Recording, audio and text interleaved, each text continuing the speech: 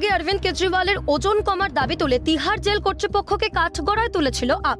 এবার দিল্লির মুখ্যমন্ত্রীর শারীরিক অবস্থার দোহাই দিয়ে দিল্লির রোজ এভিনিউ কোর্টের দ্বারস্থ আম আদমি পার্টি।